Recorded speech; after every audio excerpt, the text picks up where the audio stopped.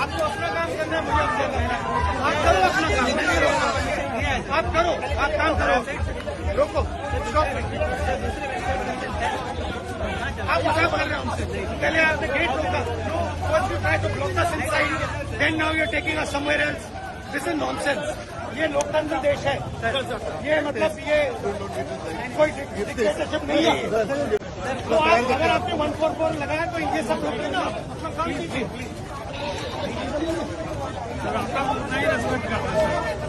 वो तो है, मैं भी आपका बहुत रिस्पेक्ट करता हूँ, बट ये लोकतंत्र है। जी सर, ये डिक्टेटरशिप नहीं है।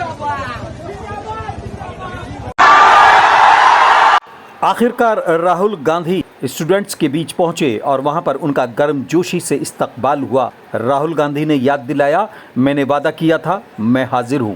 मगर प्रशासन ने मुझे पूरी तरह रोकने की कोशिश की, बैरिकेड लगाया और मैं पीछे के रास्ते से आपके यहाँ आ गया।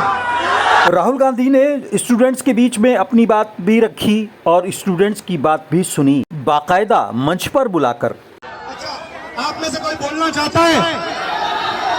आ जाओ, आ जाओ।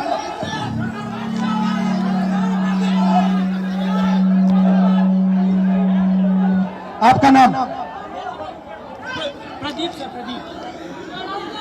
यहाँ पे आपके हॉस्टल में क्या हालत है, थोड़ा बताइए मुझे। सर हॉस्टल की हालत बहुत खराब है, हॉस्टल की हालत बहुत दयनीय है। हम लोग बहुत बुरी स्थिति में रहते हैं सर। यहाँ की जो प्रशासन है उसके द्वारा बीच बीच में मानसिक प्रताड़ना दी जाती है हॉस्टल को खाली करवाकर। सर आपसे बहुत उम्मीद है, आपसे उम्मीद इसलिए है कि आप नेता प्रतिपक्ष है और आप हमारे देश के अगले यशस्वी प्रधानमंत्री है सर, तो आपसे बहुत उम्मीद है सर। आपके साइड से, आप सबके साइड से लोकसभा में मैं कौन सा मुद्दा उठाऊं? सर लोकसभा में सर जो दलित के साथ भेदभाव होता है और शिक्षा का सर जो बजट है दिन पर दिन घटता जा रहा है और कल्याण विभाग की जो सर बजट है वो घटती जा रही है। दलित की शिक्षा तो सर दलित की शिक्षा योजना स्तर पे मिलती है लेकिन उसको जमीनी स्तर पे नहीं मिलती है सर। ये जो नई शिक्षा नीति है इसमें सर दलित विरोधी है, इसको डिजिटलाइज करने की बात की जा रही है, जबकि हमारे समाज में सर बहुत से लोग डिजिटल से बहुत दूर है, उनको डिजिटल का भी नहीं पता है। तो इसके लिए सर कुछ किया जाए और जमीनी स्तर पे किया जाए सर। आप उम्मीद है सर, आप कर सकते हैं सर। ये जो पूरा शिक्षा का सिस्टम और स्वास्थ्य का सिस्टम प्राइवेटाइज हो रहा है, इसके बारे में आप क्या सोचते हो? सर ये सर प्राइवेटाइज करने का सर ये सरकार की जो मंशा है सर, उसे SC ST OBC को दूर रखा जाए सिस्टम से सर। हम लोग शुरू से सिस्टम से दूर है, न हमारा मीडिया में कोई है, न हमारा उद्योगपति कोई है, न हमारा बड़ा बड़ा ब्यूरोक्रेट्स में कोई है। तो सर हम लोग को जो उसमें भागीदारी है वो देनी चाहिए सरकार को। मीडिया के बारे में बताइए थोड़ा। सर जो मीडिया गोदी मीडिया है, गोदी मीडिया सर हम लोग को दिखाती नहीं है, हमारा लोग मेन स्ट्रीम मीडिया में है नहीं, तो हम लोग चाहते हैं कि हम लोग का मीडिया प्रतिनिधित्व हो।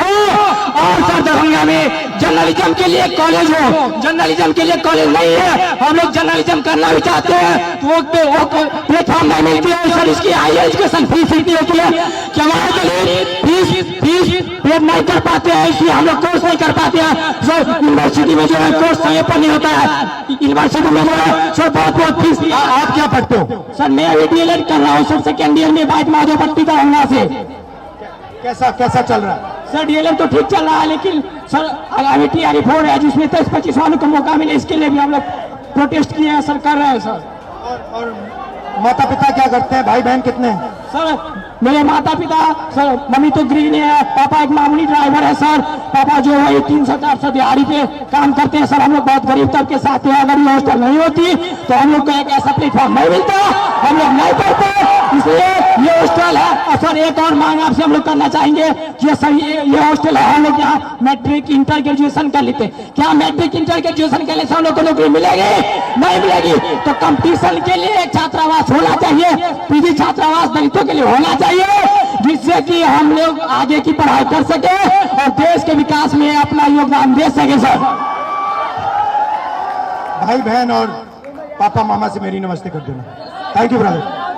यानी राहुल गांधी ने बिहार में जाकर बिहार की नब्ज को टटोला। दलित, पिछड़ा वर्ग, अति पिछड़ा वर्ग, आदिवासी वर्ग, आपके खिलाफ 24 घंटा अत्याचार होता है, आपको दबाया जाता है, आपको शिक्षा के सिस्टम में रोका जाता है, आपके खिलाफ पेपर लीक किया जाता है। हमने 3 मांगे की है। सबसे पहले सही तरीके का जाति जनगणना। दूसरी बात, कानून, हिंदुस्तान का कानून है कि प्राइवेट कॉलेजेस और यूनिवर्सिटीज में आरक्षण होना चाहिए और ना नरेंद्र मोदी ना बिहार की सरकार उस कानून को लागू कर रही है। हम उन पर दबाव डालेंगे। कुल मिलाकर राहुल गांधी ने सरकार को चेतावनी देते हुए भविष्य की रणनीति का भी ऐलान कर दिया, यानी अपने तेवर बता दिए। तो जैसे मैं यहाँ आया हूँ ना, रोक नहीं पाए, वैसे ही नहीं रोक पाएंगे जब तक इन्होंने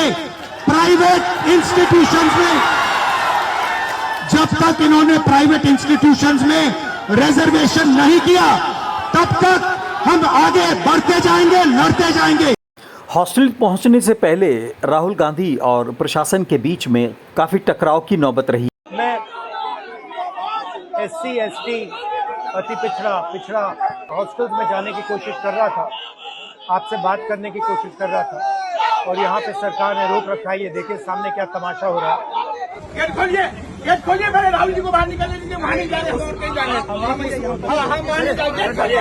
हिंदुस्तान में लोकतंत्र नहीं है, सरकार मुझे अंदर नहीं जाने दे रही है। मैं सिर्फ 3 सवाल पूछ रहा हूँ।